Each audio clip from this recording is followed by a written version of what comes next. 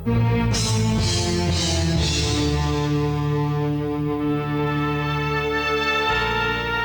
जानता हूं बेटी, तुम मुझसे नाराज है।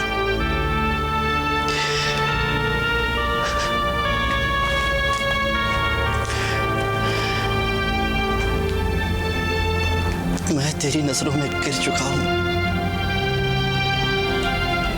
लेकिन यकीन मान बेटी, यकीन मान। जब से भैया अस्पताल में है, मैं पल पल अपनी नजरों में मर रहा हूं। पापा, कभी आपके ये जुमले मेरे लिए आदर्श वाक्य हुआ करते थे, लेकिन आज मुझे इस बात की चिढ़ हो रही है पापा, इस बात की चिढ़ हो रही है कि एक सत्यवादी भाई, चाचा, पति और पिता का रोल करता हुआ एक आदमी कितना कितना झूठा और मक्कार है। बोल बेटा बोल, तुझे ये सब कहने का अधिकार है बेटे, क्योंकि यही सच है। मैं अपने परिवार का गुनहगार हूं, लेकिन मैं क्या करता बेटे, बहुत मजबूर हो गया था मैं। मेरी ममता, मेरी औलाद ने मुझे मजबूर कर दिया था, और तुझे खोने का साहस मुझ में नहीं था बेटे। पापा, आपको लगता है कि आपने मेरी जान बचाई? नहीं पापा, आपने मेरी जान नहीं बचाई। अगर मैं मर जाता ना, दर्द मुझे सिर्फ एक बार होता, लेकिन इन हालात में पल पल जीना मरना हो रहा है पापा, पल पल जीना मरना हो रहा है। आपने मेरी खातिर घर वालों से झगड़ा किया, हा? मेरी खातिर? हाँ, मुझसे दुख बर्दाश्त नहीं होता पापा, नहीं होता बर्दाश्त। वैसे तो ये घर बाहर से 4 दीवारों में बंधा लगता है, लेकिन हकीकत में इसके इतने टुकड़े हो चुके हैं पापा, इतने टुकड़े हो चुके हैं जितने कि इस घर वाले सांस लेने के लिए मजबूर हैं। बदनसीबी से मैं भी।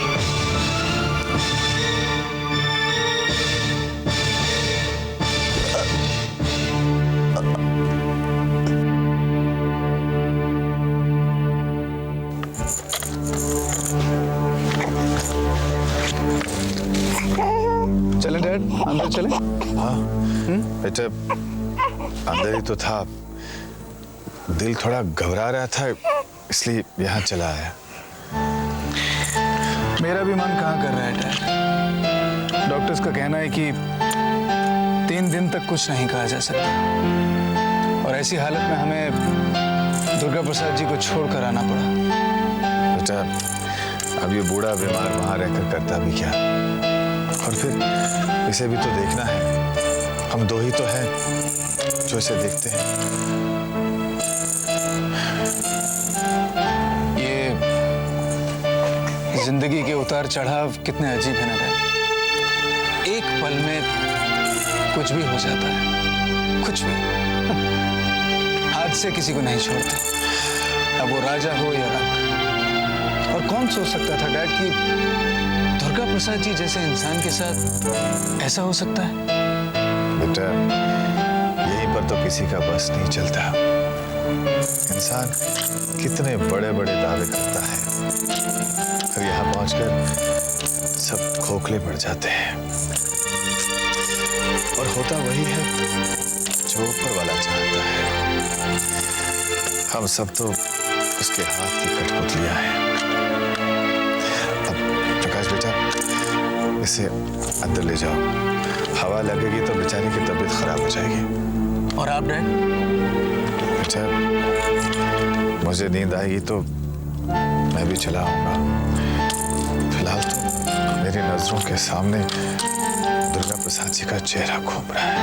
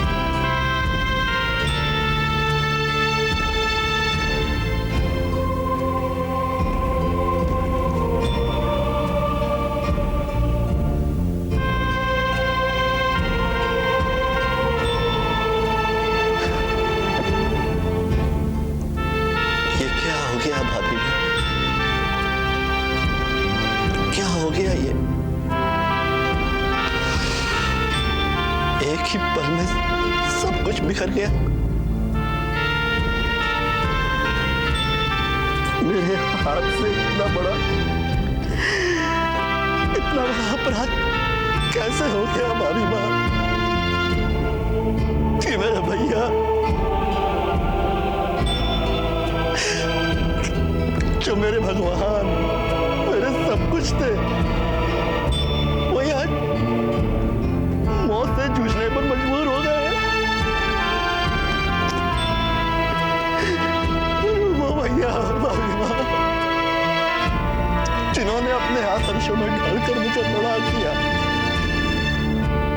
जिनका सबसे बड़ा विश्वास मैं था, वो यार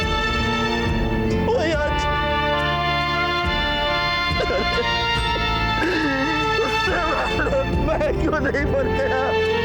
मैं क्यों नहीं मर गया?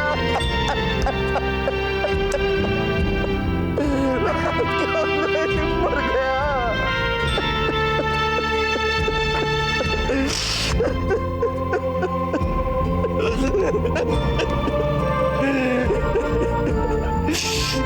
जाना तो अच्छा होता भाई।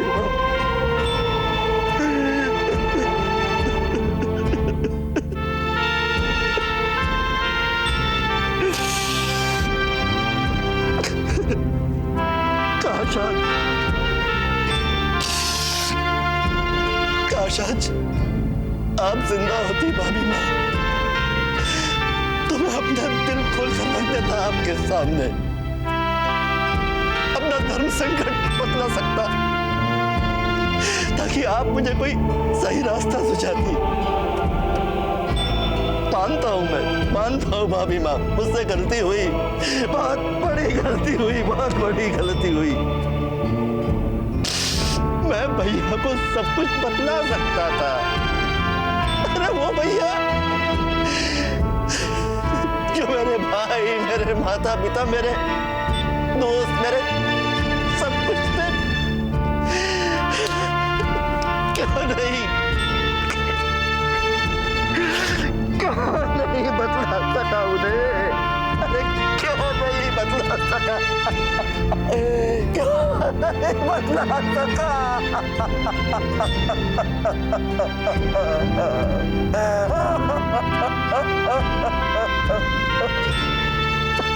राम, ये सच है कि तुझसे गलती हुई, पर जिन हालात में हुई उसमें शायद कोई भी होता तो यही करता जो तूने किया है। इंसान दिन रात मेहनत करता है, संघर्ष करता है, किसके लिए? अपनी औलाद के लिए ही ना। तूने भी तो जो कुछ किया अमित की जिंदगी के लिए ही किया। इसलिए अपने आप को संभाल। जो कुछ हुआ उसकी वजह से अपने आप को इतना कमजोर मत बना ले कि अपने देवता समान भाई का सहारा बनने की बजाय तू उन पर बोझ बन जाए। इस वक्त सबसे अहम है तेरे भैया की जिंदगी। जा उसके लिए प्रार्थना कर, भगवान को मना। धीरे धीरे सब ठीक हो जाएगा। जा।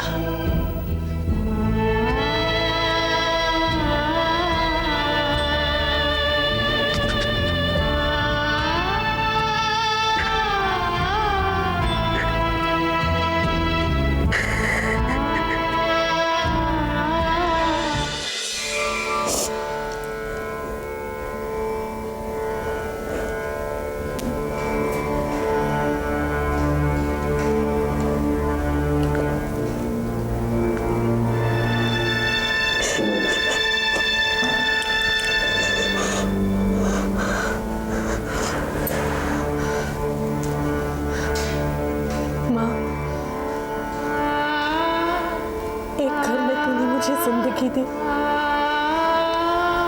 और दूसरे घर में जिंदगी का मतलब नहीं समझाया।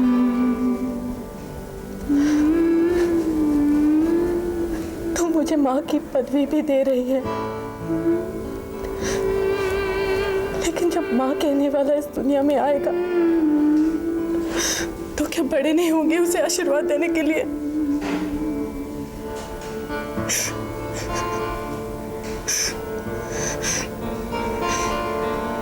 माँ, बड़े पापा हमारे कुटुंब के मुकुट है, उसकी शोभा है। उनका जीवन हम सबके लिए बहुत बहुत जरूरी है, खासकर पापा के लिए जो इस वक्त सबसे दुखी है।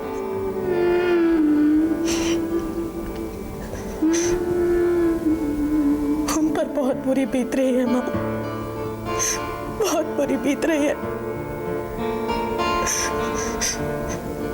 अगर बड़े पापा को कुछ हो गया ना तो वो अपने आप को कभी माफ नहीं कर पाएंगे, कभी माफ नहीं कर पाएंगे माँ। रक्षा करो, रक्षा करो माँ, रक्षा करो।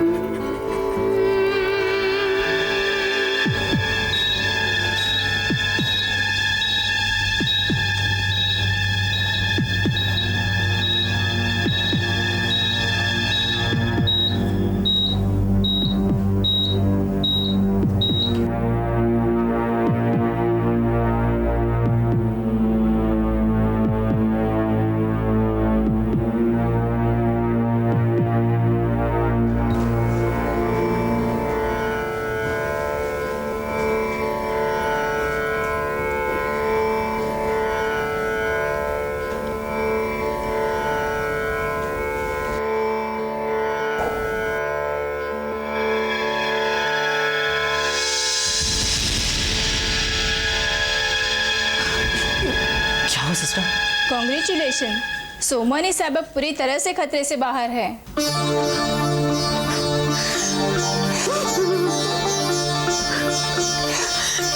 Thank you sister, thank you so much. लेकिन फिर भी करीब 10-12 दिनों तक हम उन्हें आईसीयू में अंडर ऑब्जर्वेशन रखेंगे।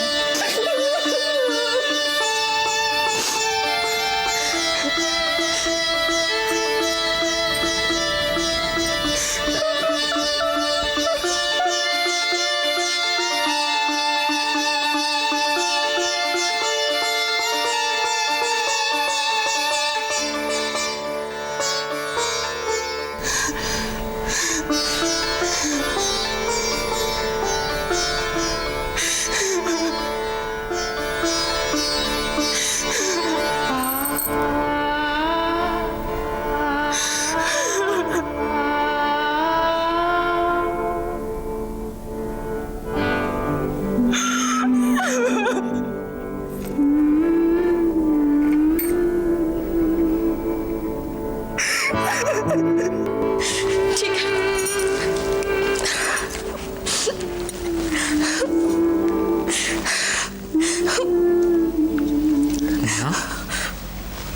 नेहा, क्या बात है?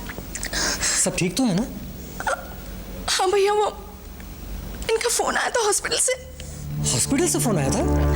Is everything okay? भैया ये कह रहे थे कि पापा को कुछ देर के लिए होश आया था। अब वो बिल्कुल खतरे से बाहर है भैया। मैं नमकीन का दिया जला कर रखती हूँ।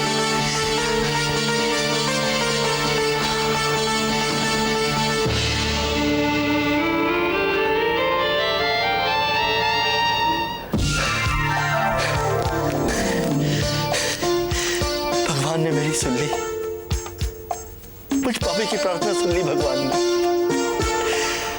मेरे भैया को वापस लौटा दिया। आप 100 साल जिए भैया, 100 साल जिए आप।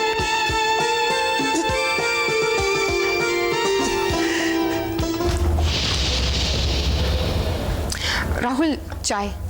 अरे चाय तो मैंने अभी पी। और एक कप पी लो। उसमें आधा चम्मच शक्कर मैंने और डाली है। अब तुम्हारे चाचा जी बच गए हैं, तुम्हें मुंह तो मीठा करना चाहिए ना। अगर उन्हें कुछ हो जाता तो इस वक्त घर में कितना रोना धोना, कितनी टेंशन्स बढ़ जाती। और नेचुरली सारी सिंपैथी तो उनकी फैमिली की तरफ चली जाती। अब हम कम से कम अपना पैसा फिर से मांग तो सकते हैं। बल्कि मैं तो कहती हूँ तुम्हें राम चाचा जी से क्लियर कट बात कर लेनी चाहिए बस। राहुल, तुम्हारी थोड़ी सी गलती हो गई। तुम्हें उसी दिन राम चाचा जी को पकड़ना चाहिए था। हमारा सारा पैसा खा बैठे।